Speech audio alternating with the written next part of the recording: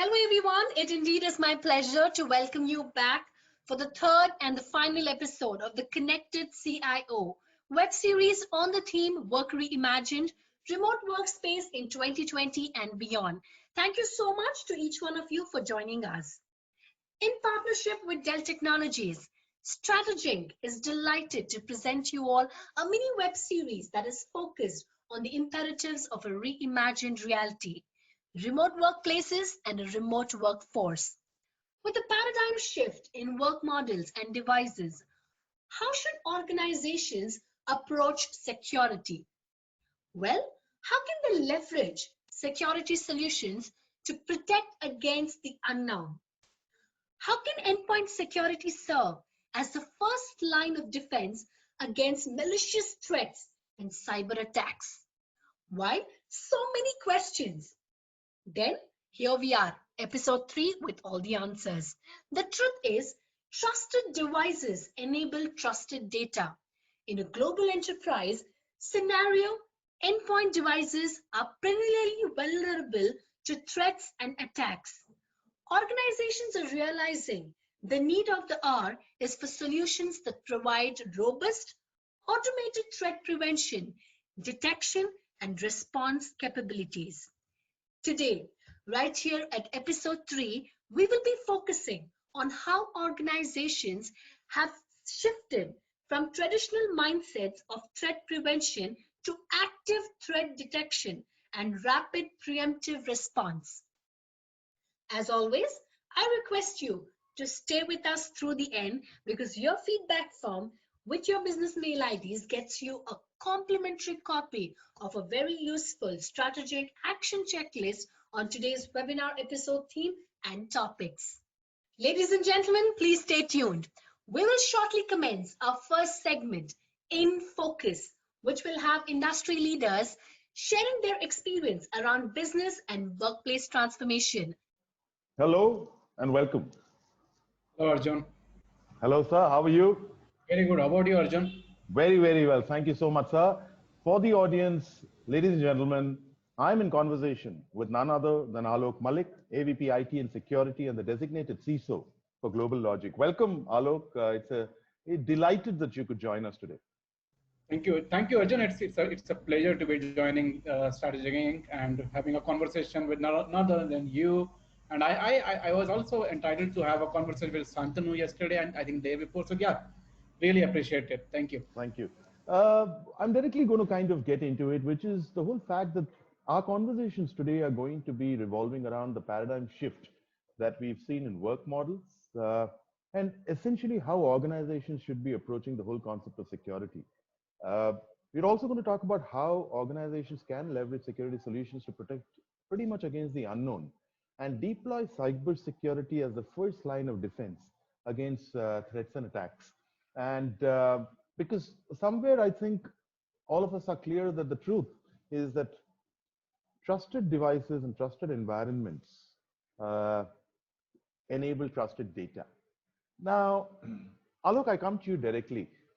How important in your estimate is the whole concept of security from the point of leveraging data to its full potential capital? Alok Malik.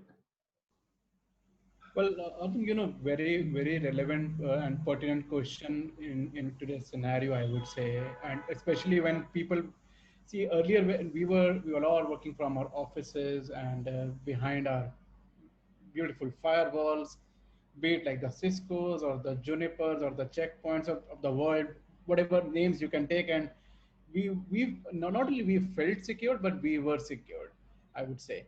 But once this COVID-19, the pandemic hit us, so if I talk about our specific case, wherein we used to be very proud of saying, oh, we have 28 offices across the globe. So today we say, oh, we have like 17,500 offices across the globe.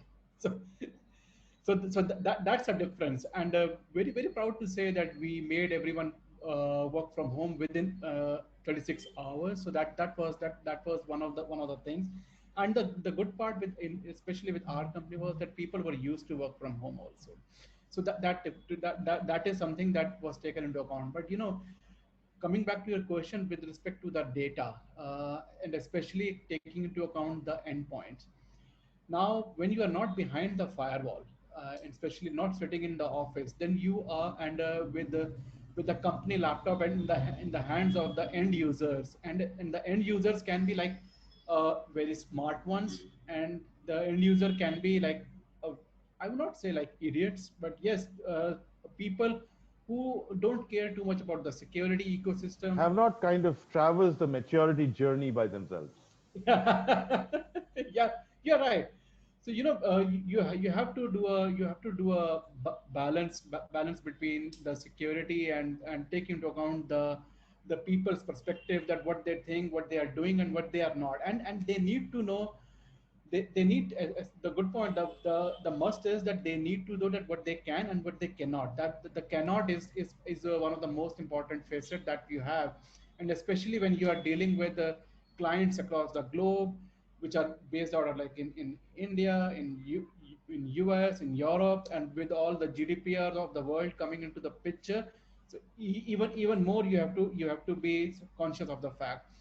So from the data perspective, and as I said, from the which relies on the endpoints also.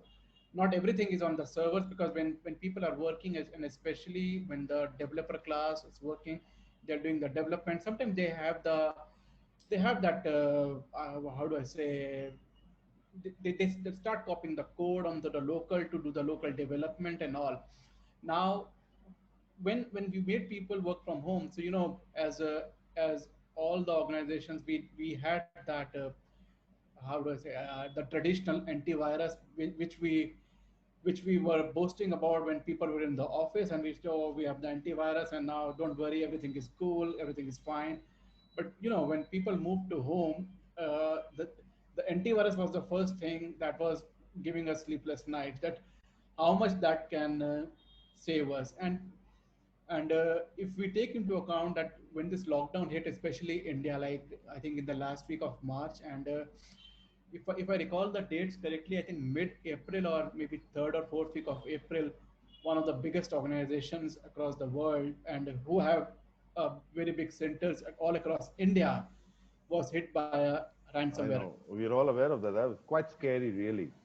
I would refrain from naming the organization, but everyone knows that. But yes, that was an eye opener for not for us, but for a lot of organizations across the globe. That if because looking at the size of the particular organization and the amount that they spend on the information security ecosystem, so yes, people got worried, and then everyone start taking the relevant measures. And I think that at that point in time, the next generation antivirus, which we call as like EDR, the endpoint detection and response, which is like uh, the buzzword or the latest technology or the new slang that is in the market these days, that came into so that came into picture. And the good part was that even before this pandemic hit us, we were evaluating like multiple EDRs. So we had that notion going on that in the next financial year, in any case, we have to move to the next one. Because if you do, I think in this security space, if you don't upgrade your systems with the latest tools and technologies, and definitely you need to have smart people also to manage those. But yes, to those smart people, you also need to give the latest and the greatest, I would say. I, And I agree.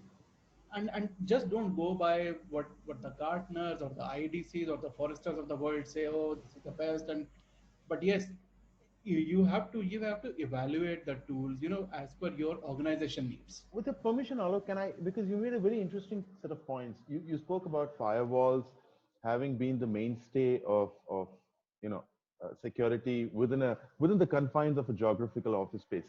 With an increasingly distributed workforce and a decomposed workplace, you yourself have 17,500 offices for all practical purposes or measure. How are you as information security leaders kind of reevaluating and reimagining the journey of security as you move into a future that is, well, fairly uncertain, fairly unknown, and, well, to a large degree, quite scary too? Well, I would not say I would say it's uncertain, but I would not say it's scary. I would say it's an opportunity now. Yeah. So if I take it as scary, then I don't think so. I'll take a step forward. But I'll start thinking something else. But yes, that's an opportunity. So see, up until this point, we were like looking at we were like feeling secure, as I said earlier, in our secured spaces with the physical security and the logical security within the offices. But yes, as we have now moved out, so yes, definitely. So as I was mentioning regarding the EDR, so one thing is that definitely organizations should definitely look at that, because the smart EDRs that are in the market right now, again, not naming any particular OEMs, but yes, they are capable of stopping the ransomware attacks. They have those because they can stop those fileless attacks. They can stop those ransomware attacks. It's not that it will give you 100% protection, but yes, it is much better than the legacy antiviruses that we have today. Now, the second most important, and rather I would say EDR is the second. The first most important thing is the your end user awareness, because that plays a major role. The trainings. So in my view, you can do a hell lot of trainings, like whatever, and you can do campaigns. You can send them daily mailers. But if we have noticed that over a period of time, these if someone can just put out some stats that how many people are actually reading emails, those are also very less. And I most of the time tell my teams and other functions also that the the the content in the email should be this much, not this much, because no, honestly, if I see this big email, then I just glance through it. I don't read it. And the second important part is that whenever you're spreading the awareness, it should be in a poster form rather than in a complete text form or in a picturized form, because the picture speaks more words than your text. Now, coming to your question again, with respect to the firewalls and the the logical security, the third important thing is that up until now, while the people were sitting in the offices, and now while they are all at home, so the one thing is that okay, they connect to the remote VPNs and all the traffic is going through the offices. But yes, that is not the case as of now, because if we take an example of the ITS industries, wherein people are working for multiple for different customers all across the globe, so there are chances that they won't even connect to your corporate network. They directly go into the client SaaS applications or their servers and then directly work over there. So I think the cloud firewalls at this point in time play a major role. So whether it be like any OEM, again, you must evaluate those cloud firewalls from your organization standpoint, that what are your key requirements. For example, if my key requirement is that I have to log everything that my people are accessing, be it a yahoo.com, or be it an ndb.com, or be it a New York Times. So I need to know that I don't need to like police it, but yes, I need to have a record of it. So for that, the the cloud firewalls these days will definitely play a major role. Very interesting. Because I have a very important question. With the whole concept of the distributed workspace today and the distributed workforce, I'm, or at least, well, a large percentage of the workforce understands that the concepts of security. But in your estimate, Alok, what are those critical pillars of the endpoint as well as security by itself in its overarching concept that will allow folks and leaders such as yourselves to ensure that employees, by and large, have the flexibility, the freedom, and the experience, yet for you to be able to manage security for different kinds of personalities and different kinds of job roles? How do you navigate that very complex journey, really? Well, it is super complex. If you go with the notion that you have to manage security by virtue of, okay, this group X level security, this group Y, and this group Z. So again, easily managed when sitting inside the offices. But yes, when you are out, then that's why I say that the user training plays a major role. So you can see, when you are at home, you can put n number of tools, but still you are at that risk. But yes, so because if the users are not like copying the data, there is a risk that they may like click a photo. But yes, there are technologies in the market that don't allow you that also. But it again, it depends upon again the organization's requirement. So if it's a bank, definitely yes, they will go for it because they cannot they cannot compromise the user credit card data or the banking details or the funds that they have in the accounts. So yes, so from that perspective, definitely the access management definitely takes a major step in that direction, wherein you need to your access management has to be very precise, that what people are what access people have, and it should be like very much on the need to know basis, but whether they should be having that access or not. Because again, anyone having more access than they normally have, it's a it's a danger, I would say. And that is where all our access management tools, by virtue of which you, there has to be some method of managing the expiry of that access. See, in today's world, this is one of the weakest areas. So people grant access and then they forget even after that. And then the people like change roles or they change projects, but the access is still there. Or there can be cases that the person leaves the organization and sometimes joins back. And there are a few organizations that can allocate the same IDs also. So that is another risk. So I think with all this happening, I think we all as our industry leaders have to be very careful of this very basic stuff. We normally concentrate on the very high level, on the broad level, but which is the stuff which is very basic, I think that is forgotten, and that is where the leaks actually happen. Very interesting. Because I'm going to come to you with a very important and very relevant question given the current context. The whole concept of, and this has been a raging debate really, Alok, and I'd like your views on this. The very concept of innovation and security, how do they kind of go hand in hand together? you know Innovation and security, yeah, good question. So they actually go very much hand in hand. So how do I can explain you with a I can try to explain you with a use case Oh, wherein, that'll be lovely. yeah. So from innovation and security perspective, you should not always think from the perspective that security is only about the tools. You can have uh, like multiple tools for different stuff, but yes, if you don't have a proper alert mechanism. So it's like that you configure a tool and then you are getting like a lot of alerts which are like of all the categories, which is low information, medium, high, critical.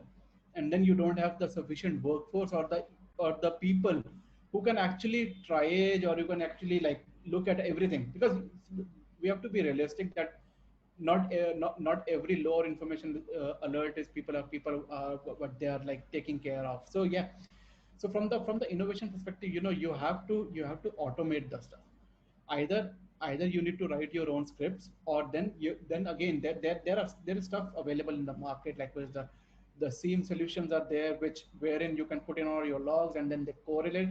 The most important part is the correlation, that all the tools that you have in all the tools that you have in your organization, they should be talking to each other. It should not that the EDR is standalone, the cloud firewall is standalone, the GCP is standalone, and then when something happens, then three different teams are fighting with each other, which normally used to happen, and it will happen at least for the next like 3 to 5 years, until this correlation gets into our DNA, that this we have to do. Because after this, because doing if you like start looking at like standalone stuff, then it will never ever work.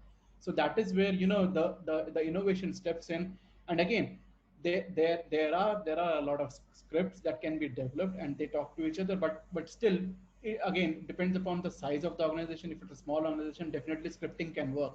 But if it's a big organization with like 100,000 people working over there, then no, then see the scripts also have their own limitation, and that is where the enterprise level tools come into the picture. Very um, strongly put. Because I now come to a segment in our conversation where I think it's important for us, Alok.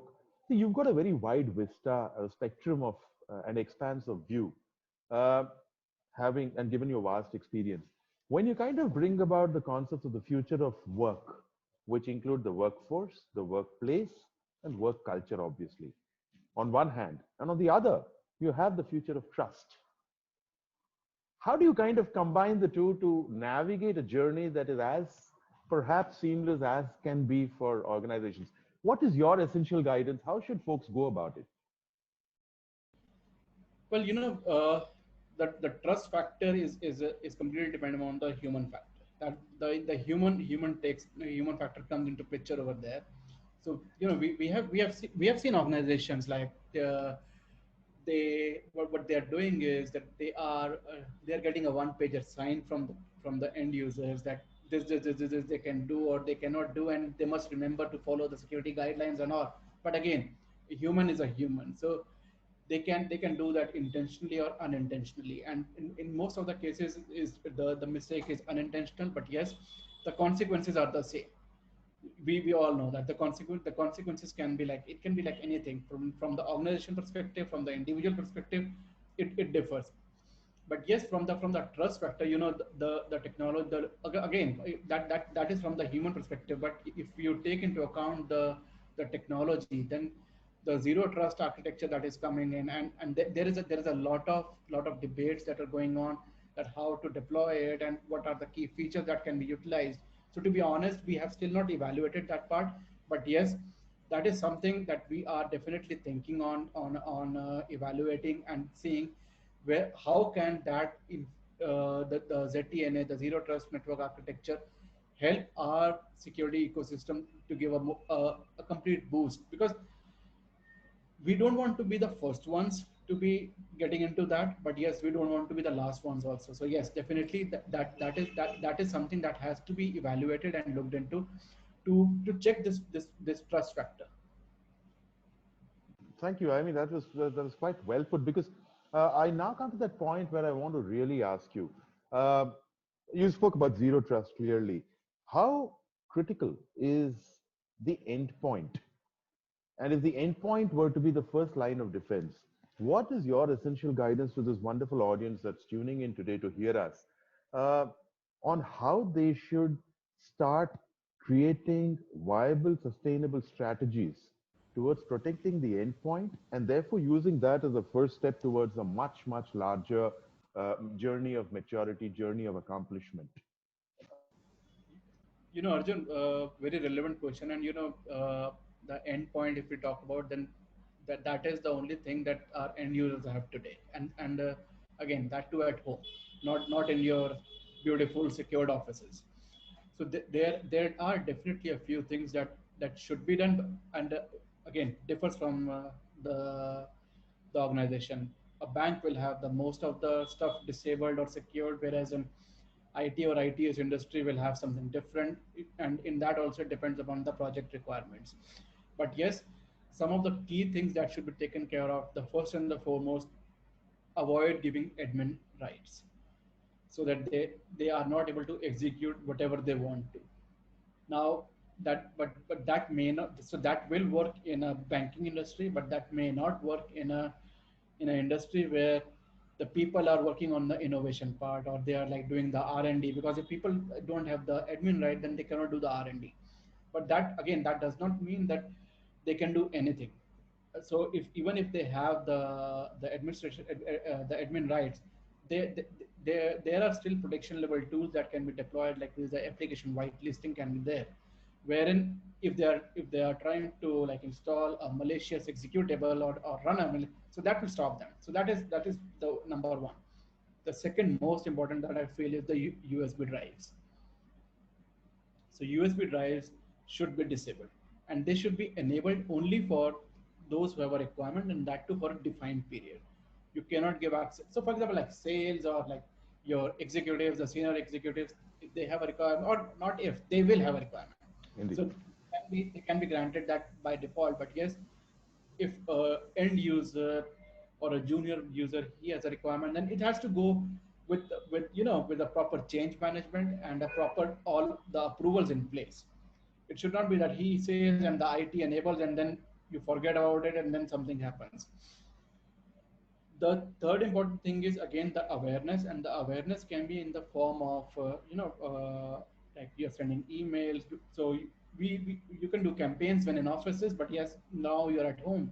But yes, there is an option for a screensaver, or there is an option for a banner that whenever they log into the system, it like pops up that, oh, you're logging into your company laptop, so please be aware of this five small bullet points that you need to treat the data very carefully. Do not upload it anywhere. Do not upload it into your personal GitHubs and all, because those are like open to everyone. Now, these apart from these three things, the three main important points are that your systems should be patched, because if we have noticed in the last like 5 to 6 months, the Microsoft is like releasing patches like anything, and they're not releasing it just for fun. They are important ones, and that is why those are being released. So you need to have connectivity with the endpoints, that wherein you can easily push the patches to your endpoint user systems. So be it like Windows, be it like Macs, be it like Linux, but yes, you need to have that flexibility.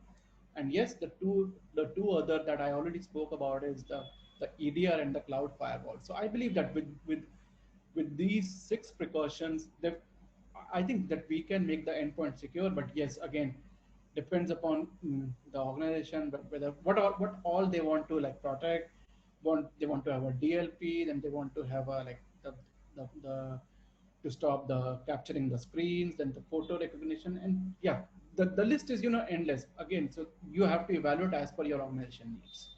And thank you very much, Alok. This has been nothing short of scintillating, but I do have a view on the clock.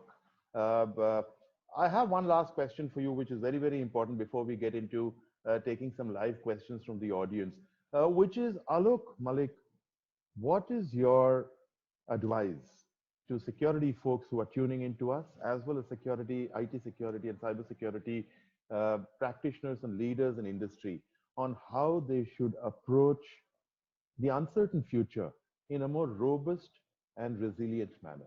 Alok Malik. Well, looking at this pandemic and the greatest learnings that I personally have, and it's not me, and I have been discussing with my peers, CISOs, and the CISOs across India as well as across the globe. The two main stuff that comes in are take care of your endpoints that we discussed in the previous question. So those are like that is one of your crown jewel now, Indeed. which your end users are using. And the second is try and move as much as to the cloud. So, and the reason for that is that it takes away your manageability. And secondly, with no one in the offices, God forbid if something happens to your data center and you don't have your IT folks over there, then you don't know that for how much time you are going to be in the down state. So yes, Indeed. definitely, we should be looking at from that perspective, from the cloud offerings that we have, and most of those are there. So we just have to evaluate and see what fits our needs. Outstanding, Alok. That was brilliant. But I have been kind of looking at a few questions that have been coming in. Akash Kashyap, he hasn't mentioned his designation or his organization's name, asked a very pertinent question, saying, "How important is it, especially in today's time, Alok, for IT security and cyber security strategies to be kind of made in sync with overall business strategy? And where should one start?" Well, IT security and the businesses, they have to go hand in hand now. They cannot work like in isolation. So again, like the business, when for the existing as well as a new business, so they have to work along with the cyber security. The cybersecurity roadmap should be there before getting into any new business. They have to define that what are the needs, because again the data comes into picture. So that when the data comes into picture, the primary aspect is to see that how we can secure it, and what may we may already have a few measures in place.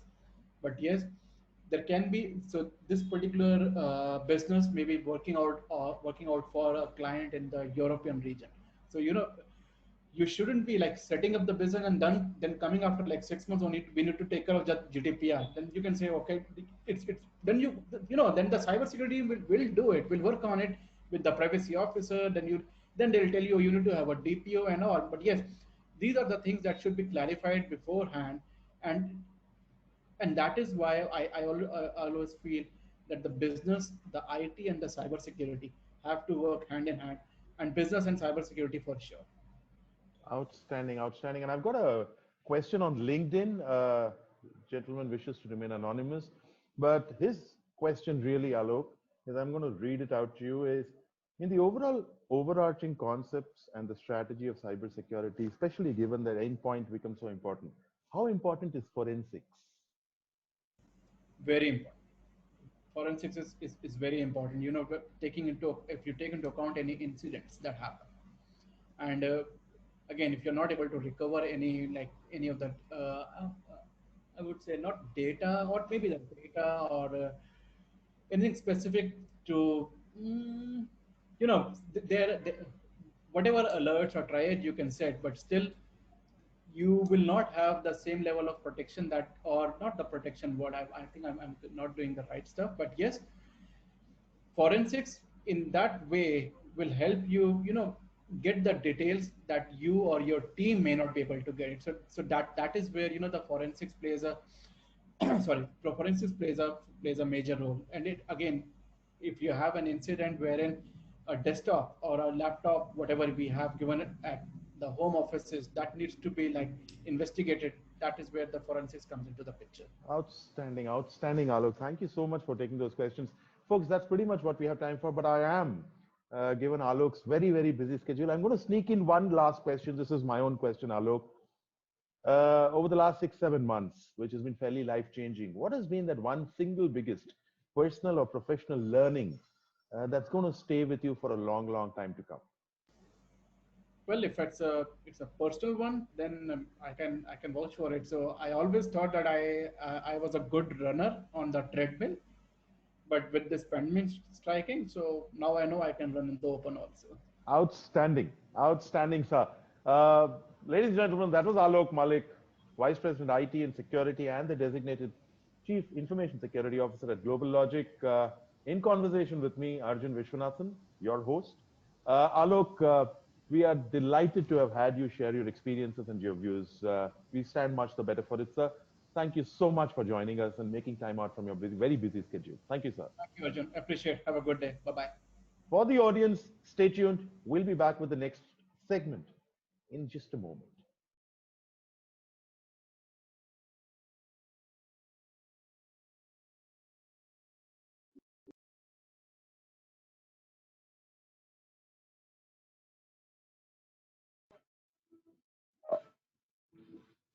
Well, ladies and gentlemen, it's time for you to stay tuned. We will be in conversation with leaders from the tech vendor community to understand how they are powering innovation for business across industry verticals. Hello and welcome back to segment two. I'm your host, Arjun Vishwanathan, and I'm going to be in conversation today with two experts from industry. Please join me in welcoming Trevor Labrie, Account Executive, Endpoint Security, Dell Technologies. Trevor, thank you. Delighted you're part of this dialogue today, and thank you so much for joining us all the way from Singapore. Yes, and thank you for the invite. I'm glad to be a part of this. Thank you. And David Holland, Workforce Transformation Specialist, VMware. David, thank you for joining us. We are extremely pleased. Arjun, thank you for having me on this chat, and hi to everybody out there. Outstanding. Because, gentlemen, we've got 30 minutes of what promises to be truly exciting, specifically from the point of view of endpoint security and how, really, if I were to articulate it in a certain manner, how organizations seem to have since shifted from traditional mindsets of threat prevention to active threat detection and rapid preemptive response. If I were to use that as a benchmark, and Trevor, with your permission, I am going to come to you. If we were to kind of use that as the benchmark, and equally also look at how the first half of 2020 has really been, and it's been challenging for most measure. How do you see the whole concept of the distributed workspace and a decomposed set of parameters there, kind of creating new imperatives for security, starting with endpoint security. Trevor, I come to you. Yeah, I think decompose is a unique term to take on it, and I think it's relatively accurate because I think as time went on, the conditions in which we were normally working under slowly went away, and that was from a security perspective. That was just really to try and keep business going. We had to take a step back from security and making sure that our environments were as secure as we'd like them to be, or as we say, that we lost governance to keep business continuity.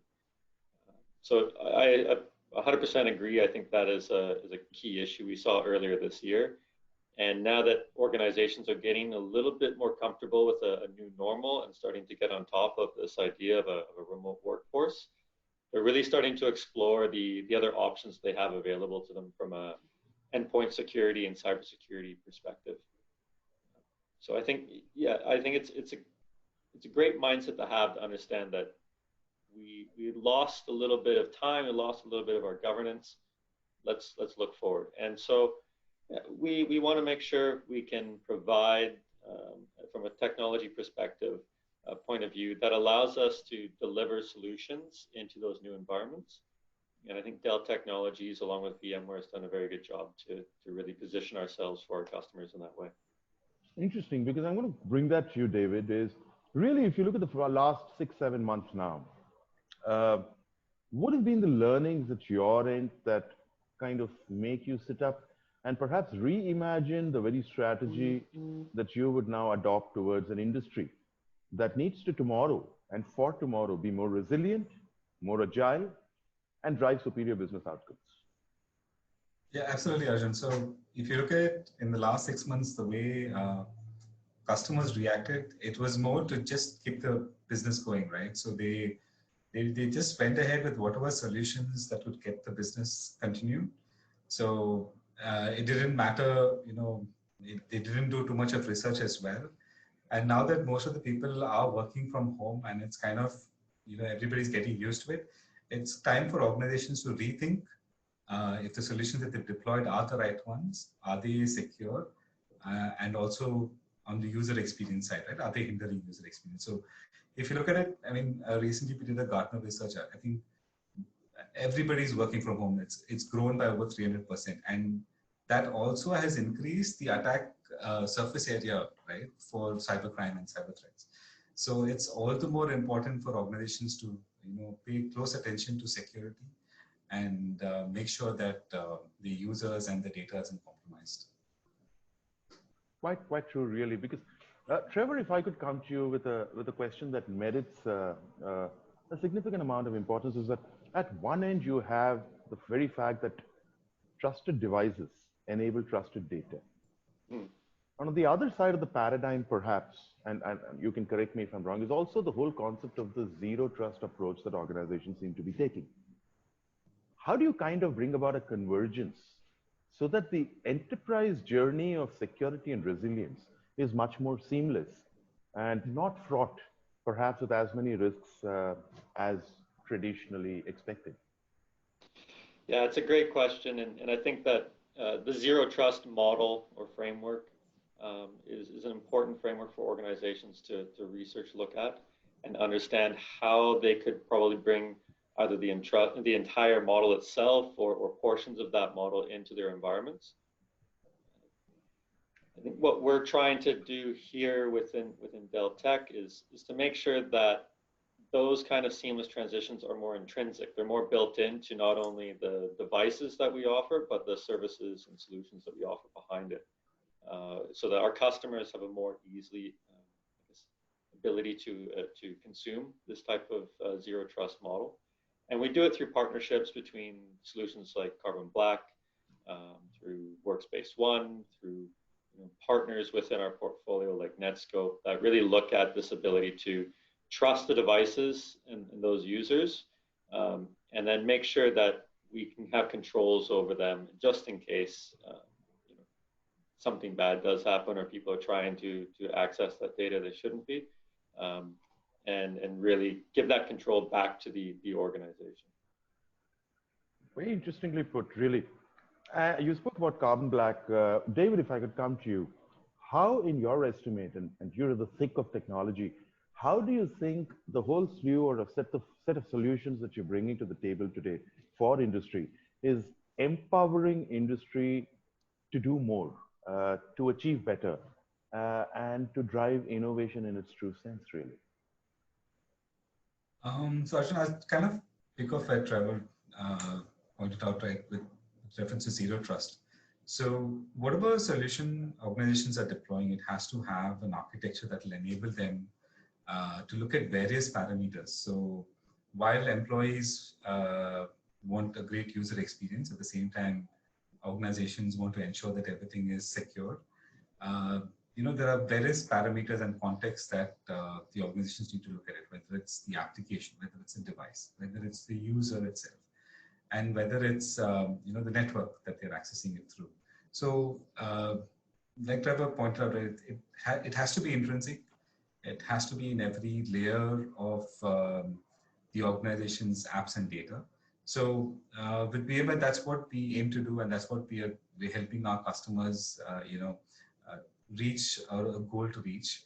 That irrespective of which location or which device the user is accessing his corporate data from, it has to go ahead, or it has to tick all the parameters that I mentioned earlier, so that then access is enabled and they're secure in that way. So that's how we would recommend customers to go and look at their security portfolio. I'm going to, very interestingly, but I'm going to pick out one point that you mentioned in this, and I'm going to bring that to Trevor.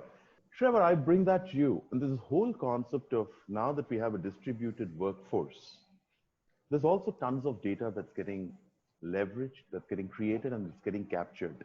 How, in your estimate, and what really, in your guidance, should organizations do or take those necessary steps that will help them drive the experience for an increasing percentage of the workforce that continues to work remotely, yet protect the data at its source? Yeah, that's the big question I think all organizations are trying to figure out now, and the problem always exists is usually between the keyboard and the chair, and that's our human capital, right? We require that in a business to operate and to get things done, but our data capital, and I think it's become, it's the new oil of the world, right? Like that data is so valuable to organizations, and it's also valuable to those that are outside of that organization, usually not such nice people. But as we go to this remote workforce, we have to understand that data is going to come out of our core structure. It's going to end up on endpoints. And we need to have the tools in place to make sure that we're aware of what's happening on that edge side of technology.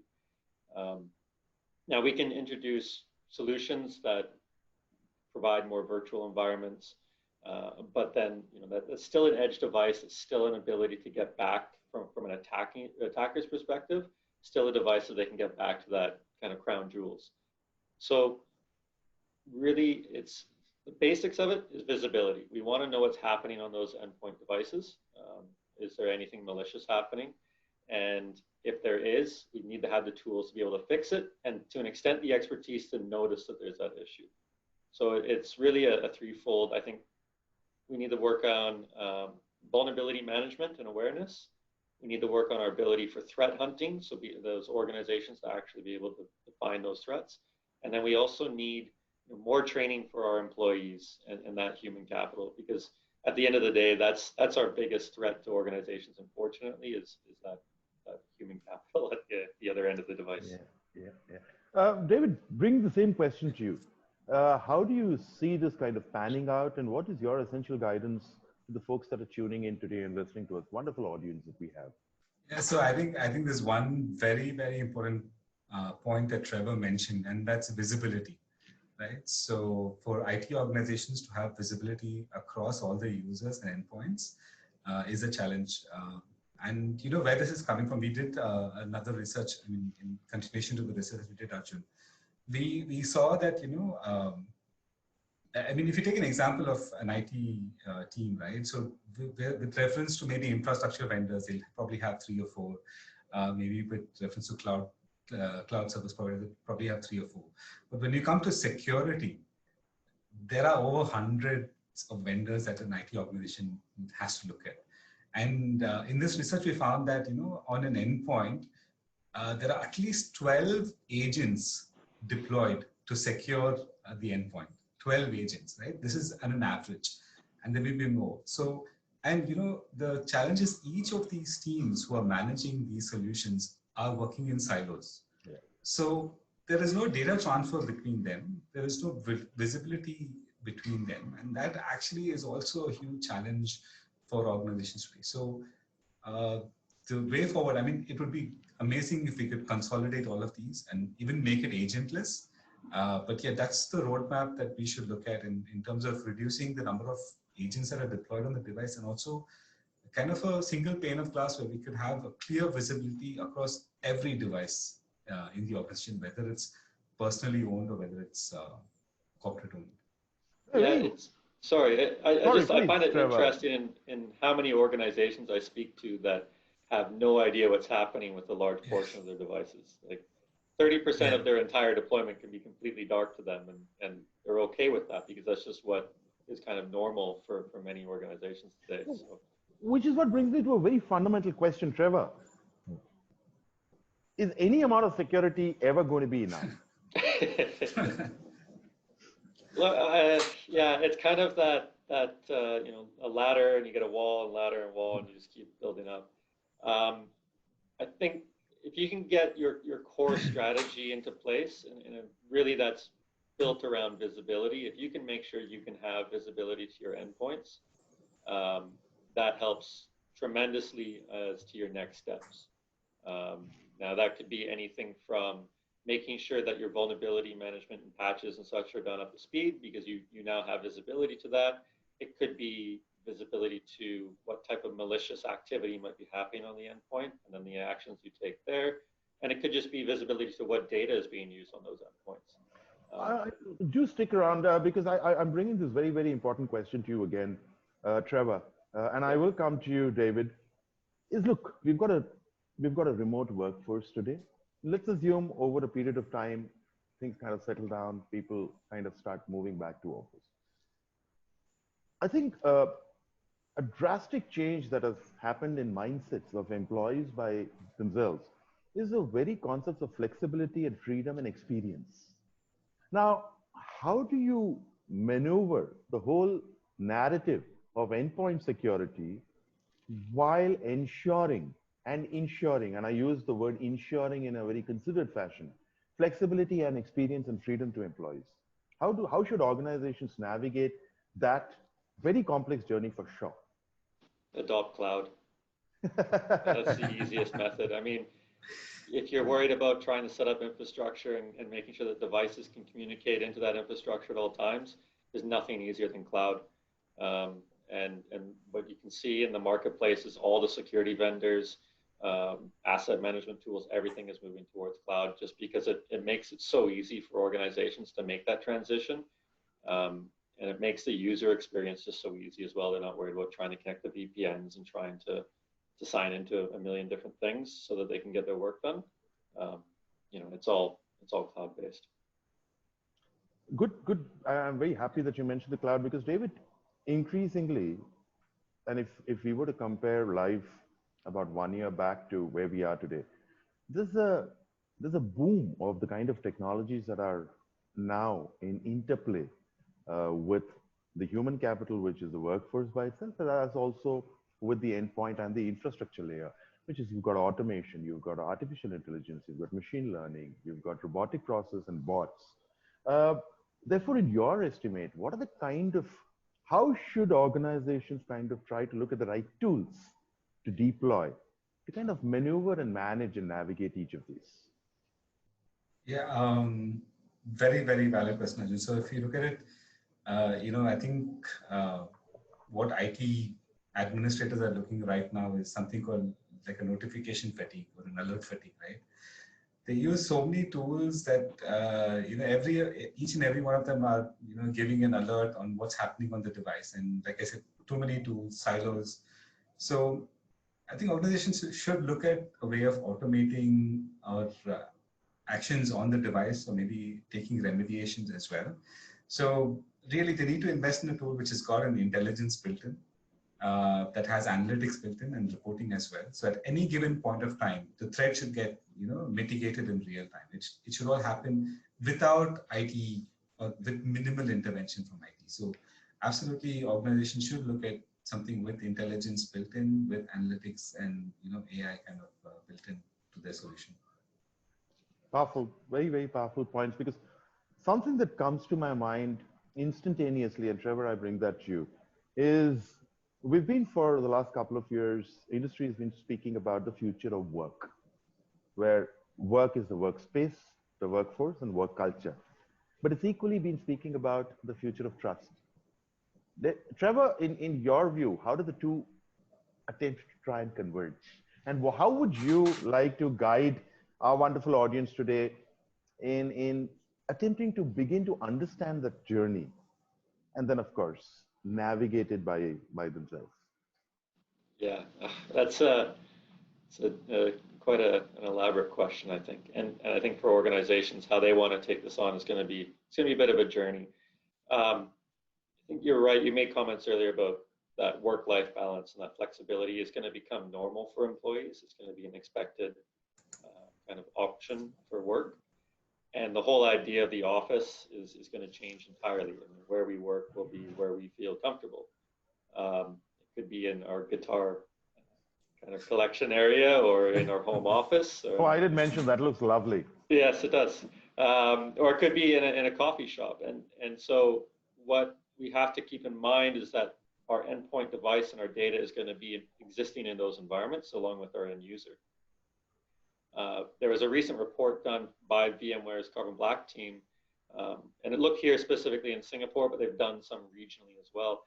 And during that March timeframe, the number of organizations that saw an increase in cyber attacks related to work from home was like 92%. Everybody got hit more because people were working from home. And we need to understand that the networks, those home networks, those home routers, they're not going to be as secure as the corporate environment, as that traditional office environment. So I think to start that journey is making sure that you have as little trust as manageable for those end users. There's certainly a number of solutions that can do that. Make sure that you have intelligent applications, as David was mentioning, and solutions that have those capabilities of determining on their own that something bad is happening. Take some of the work off of those IT operations teams, and that gets you kind of a head start then, where you're not looking through network traffic constantly. You're not looking for that SIEM solution to try and collect everything and then go through it. You have smart automated tools that are doing that work for you. You spoke about solutions, and I'm going to bring that to you, David, is at VMware and in this collaboration with Dell Technologies. How, in your view, are you strategizing on solutions for industry that will, of course, continue to secure them, but also help boost productivity and collaboration? Yeah. So if you look at an employee, within the organization, there are three kind of parameters that actually influence how they choose an organization that they want to work for and how they stay in that organization, right? So it can be the physical environment. We have great offices. We have cultural environment as well. And then we have technology. So all of these three play a very crucial role in an employee joining an organization or staying in there. And if you look at it, the situation that we're in, the first two have gone out of the window, right? We don't have an office. We're all working from home. And we're not interacting with our colleagues as much. Everything is on a Zoom call today.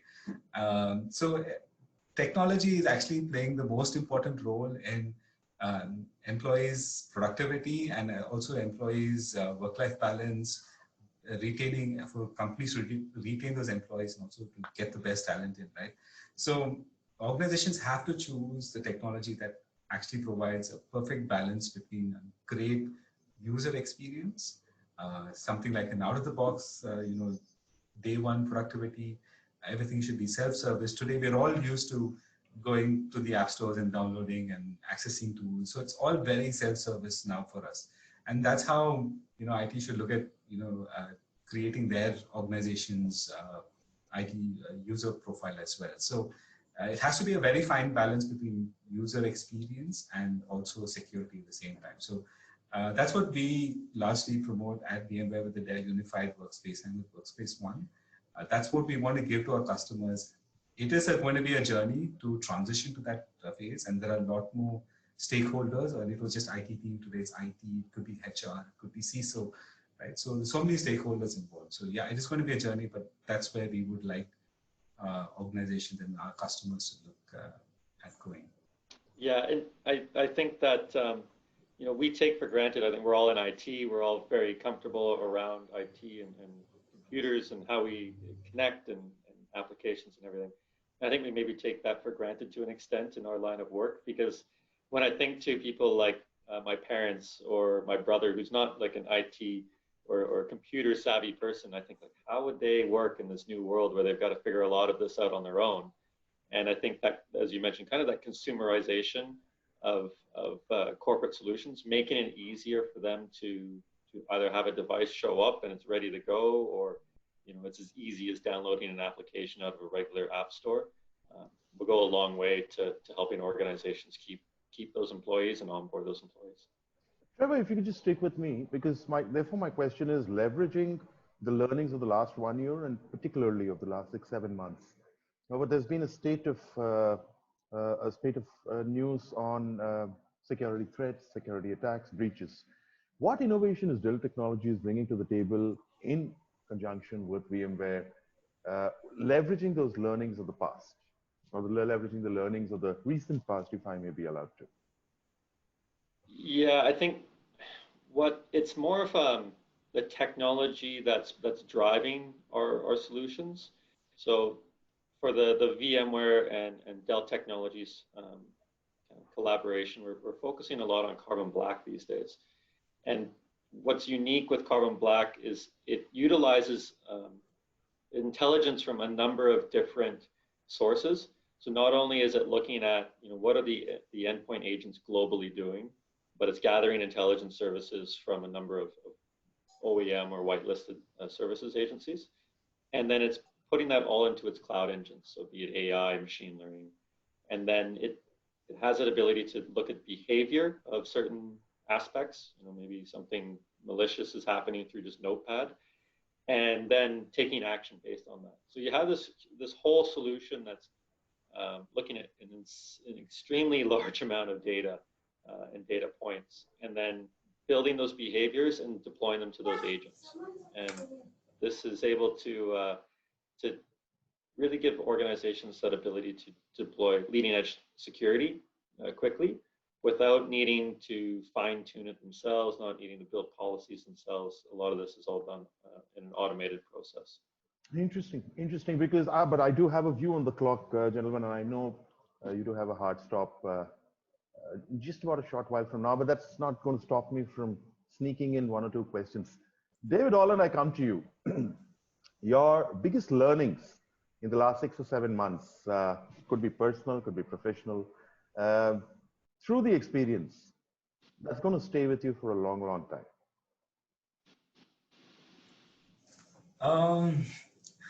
Well, apart from my kids dropping in on Zoom calls, it's been tough. I mean, like I said, at VMware, we've had, like Trevor mentioned, we take things for granted because we've had an amazing IT team that's just enabled us to be day one on the go.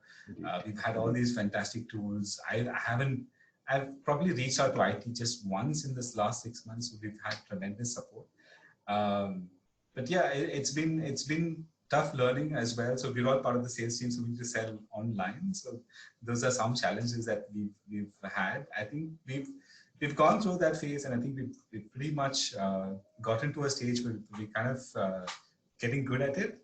But yeah, I mean, for a lot of companies, like I said, they've reacted and they've picked tools and they've gone ahead and made sure that business continues. But now I would encourage companies to rethink how their future strategy is going to be.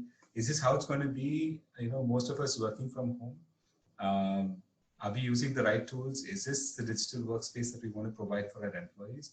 And I mean, God forbid this situation ever happens in the future again.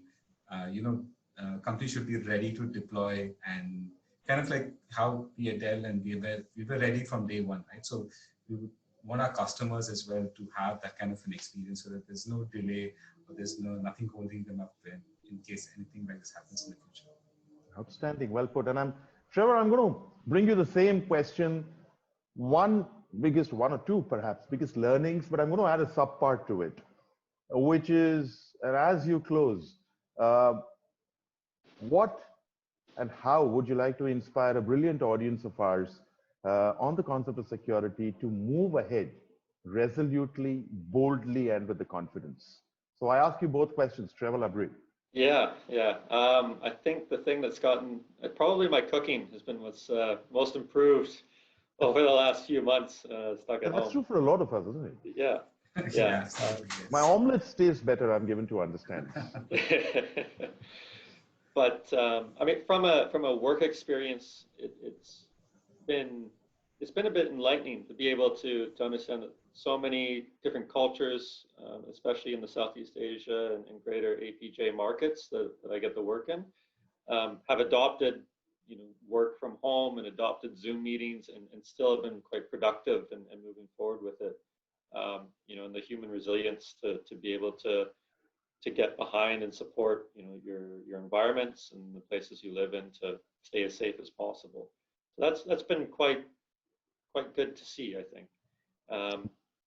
From a security perspective, it's really trust some of that technology out there, especially as I mentioned before, that cloud technology just gives you so much more power and so much more capability, just from everything from ease of use to deployment capabilities to the AI and machine learning out there. So I'd say really just look to those cloud solutions, those leading edge solutions that will make your life easier. Ladies and gentlemen, that was Arjun Vishwanathan, your host, in conversation with Trevor Labrie from Dell Technologies and David Holland from VMware. Gentlemen, thank you for making time. It has been delightful having heard you share your views, your experiences, and your guidance as we forge more resolute journeys ahead in Indian industry. Thank you so much. It has been a privilege, truly. Thank you very so much, Arjun. Yeah. Stay safe, everyone. Stay safe. To the audience, that was our in segment 2. Stay tuned. We'll be back in just a moment.